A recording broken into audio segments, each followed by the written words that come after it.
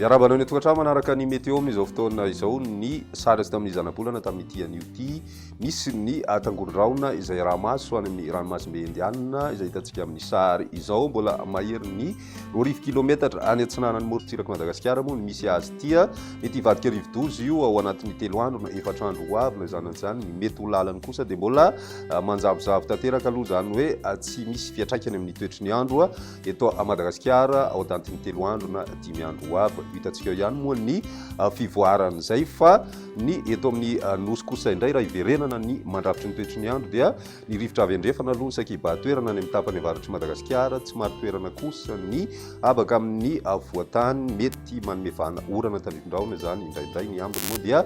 tombanana omaina ny andro ny maripana ihany koa dia ahitana fiakarana misongadina maripana any amin'ny tapany avaratra andrefana nosy iny atao anatin'ny 7 ora ho avy mety tsy dia misy afovanako kosa zay makany amin'ny farafaran'ny herinandro toy izao ny toetry ny androntsika ho an'ny rapidy vao maraina mbola isy ny tandrivindraona ho an'ny distrika Nantala sy ny faritra Ambatsoa ny any Analanjorofo toroka izay ihany koa ny any amin'ny distrika Analalava sy Manjary nosy be ny ambiny moa dia tombanana omaina ny andro raha ny rapitso tolakandro misy ny orana tandrivindraona mety araikotroka any amin'ny faritra avaratra toy ny any amin'ny faritra Sofia dia na Sava Ambatsoa mandraona kosa ny andro any avoatany izay mety ahitana tandrivindraona vitsy indraindray ho anna distrika na commune ao anatin'izay mandraona ihany koa ny andro ho an'ny atitany faritra atsimo andrefana ny ambiny dia hijanona omaina hatrany raha ny maripana ho vinavina amin'izay androny rapitso izay 20 ka hatramin'ny 30 degré celsius ho an'ny avoatany ary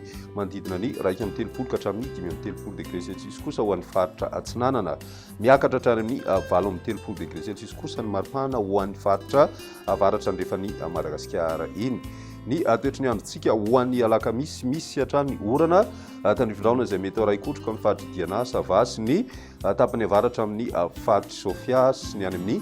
faritra Ambatsoa mety somary mikisaka any amin'ny ilany andrefana kokoa ny akorana ho an'ny avoatany any amin'ny faritra Melaky sy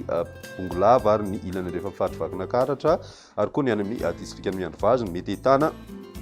tandrivindraona mety ho araikotroka ao anatin'izay ny ambiny dia mijanona omaina tanteraka ny andro indrindra ny any amin'ny tapany atsimo izay anjakany masoandro raha ny maripana vinavina amin'izay andro ny alakamisy izay 20 ka hatramin'ny 30 degré celsius ho an'ny avoatany 30 ka hatramin'ny 30 degré celsius kosa ho an'ny faritra atsinanana